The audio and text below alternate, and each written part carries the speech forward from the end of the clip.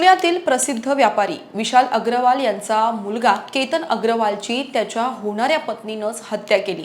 हा एक सुनियोजित कट आणि खून असल्याचं पोलिसांनी स्पष्ट केलंय। सियानं बॉयफ्रेंड सोबत मिळून भयानक कट रचला आणि केतनला किल्ल्यावरून धक्का देत त्याला संपवलं। आरोपी सिया गोयल आणि तिचा प्रियकर चेतन चौधरी यांना न्यायालयानं 29 जून पर्यंत पोलीस कोठडी सुनावली आहे। सिया गोयल आणि चेतन चौधरी या दोघांची पोलीस कसून चौकशी करत आहेत। पोलीस तपासात रोज नवे खुलासे समोर येत आहेत। अग्रवाल कुटुंबियांकडून सियावर अनेक गंभीर आरोप करण्यात आले। केतनला संपवण्यासाठी सियानं कट कसा रचला सगळंच विशाल अग्रवाल यांनी सांगितलंय। तर आता आरोपी चेतनच्या वडिलांनी आपला मुलगा निर्दोष असल्याचा दावा केलाय। केतन अग्रवालशी लग्नच करायचं नव्हतं तर सियानं त्याला नकार का दिला नाही? केतनला संपवण्यासाठी सियानं कट कसा रचला? त्या दिवशी नक्की काय काय झालं हे सगळंच आज आपण सविस्तरपणे समजून घेणार आहोत। नमस्कार, मी अक्षता, आपण पाहत आहात मुंबई आउटलुक। प्रेम किती आंधळ असतं ना, एखादी व्यक्ती आवडली की तिच्यावर डोळे झाकून विश्वास ठेवला जातो। केतनचं सियावर प्रेम होतं म्हणून त्याला तिच्यावर संशय आला नाही आणि दुसरीकडे आपल्या प्रेमाला मिळवण्यासाठी सियानं टोकाचं पाऊल उचलायचं ठरवलं।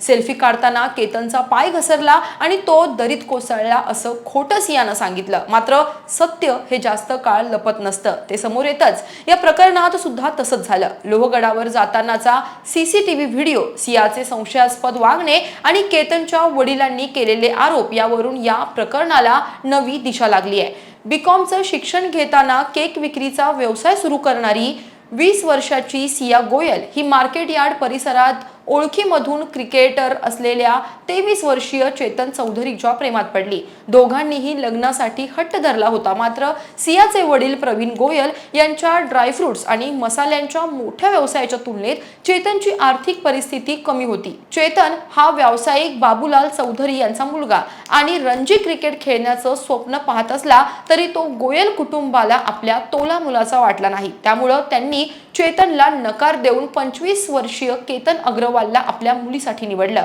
मात्र सियाचं वय फक्त 20 वर्ष असल्यानं अग्रवाल कुटुंबियांनी सुरुवातीला लग्नाचा प्रस्ताव नाकारला होता, पण नंतर गोयल कुटुंबियांच्या सततच्या आग्रहामुळे आणि हट्टामुळे ते तयार झाले।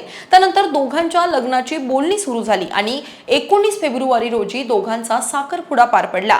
25 नोव्हेंबर रोजी राजस्थानमध्ये लग्न ठरलं होतं। लग्न सोहळ्यासाठी राजस्थानच्या जयपूर मधील भव्य पॅलेस तब्बल 17 कोटी रुपयांना बुक करण्यात आला होता। देशभरात येणाऱ्या VIP पाहुण्यांच्या प्रवासासाठी अग्रवाल कुटुंबानं 2 खासगी विमानांची व्यवस्था केली होती। केतन आणि सियाच्या लग्नाची जोरदार तयारी सुरू होती, पण सियाला हे होणारं लग्न अजिबातच मान्य नव्हतं। साखरपुडा झाल्यानंतर तिनं आपला प्रियकर चेतन सोबत पळून जाण्याचा विचार केला, पण पळून गेल्यास कुटुंबाची समाजात मोठी बदनामी होईल या विचारानं सियानं आपला निर्णय मागे घेतला।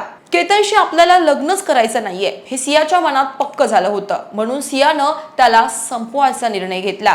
यासाठी तिनं आपला प्रियकर चेतनची मदत घेतली। केतनला संपवण्यासाठी सियानं प्लॅन A, प्लॅन B आणि प्लॅन C तयार केला होता। प्लॅन A नुसार 14 जून रोजी सिया केतनला लोहगड किल्ल्यावर घेऊन गेली होती आणि तिथं तिनं त्याला दरीत ढकललं। केतन बचावासाठी एका फांदीला लटकला। तो प्रसंग निभावून नेण्यासाठी सियानं चलाखीनं साप साप असा आरडाओरडा करत केतनला घट्ट मिठी मारली, ज्यामुळे केतनला वाटलं की सापापासून वाचवण्यासाठी तिनं आपल्याला बाजूला केलं। इथं सियाचा प्लॅन A तर फसला। आता तिनं प्लॅन B ची तयारी केली होती। 19 जून रोजी सियाचा वाढदिवस होता। त्याच्या एक दिवस आधी तिनं मित्रांकडून लोहगडावर बर्थडे सरप्राईज मिळणार असल्याचा बहाणा करून केतनला लोहगडावर चलायचा हट्ट धरला। त्यासाठी ती केतन सोबत भांडली, वाद घातला। त्यामुळे केतन तिच्या सोबत लोहगडावर गेला।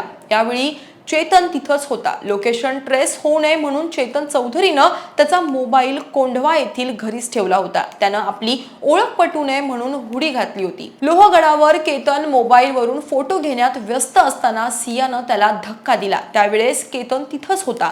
दरीत कोसळल्यानं केतनचा मृत्यू झाला। सियाचा प्लॅन B यशस्वी झाला। केतनच्या वडिलांच्या दाव्यानुसार सियानं केतनला संपवण्यासाठी फुलप्रूफ प्लॅन तयार केला होता। लोहगडावरील प्लॅन B फेल झाला असता तर सियानं महाबळेश्वरमध्ये केतनची हत्या केली असती।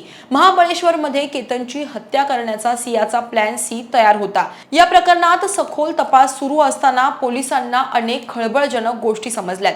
केतन बालीला प्री वेडिंग शूटसाठी जाऊ नये म्हणून सियानंच त्याचा पासपोर्ट विमानाच्या आधी लपवून ठेवला होता। सिया आणि तिचा प्रियकर चेतन चौधरी यांच्यात वर्षभरात तब्बल 238 तास संभाषण झाले होते आणि त्यांनी 200हून अधिक वेळा एकमेकांशी संपर्क साधला होता। एवढंच नाही तर सियाच्या मोबाईलमध्ये केतनच्या हत्येचा कट रचण्यासाठी इंटरनेटवर गुगलवर माहिती शोधल्याचे अनेक पुरावे पोलिसांना सापडलेत। या सर्व पुराव्यांच्या आधारे पोलीस तपास सुरू आहे। पोलीस तपासात सियाच्या वैयक्तिक आयुष्याबद्दल अनेक धक्कादायक गोष्टी समोर आल्या आहेत। सिया 12वी नापास असून तिनं अर्धवट शिक्षण सोडलं होतं। तिच्या दारू पिण्याच्या आणि इतर वाईट सवयींमुळे तिचे आई वडील प्रचंड त्रस्त होते।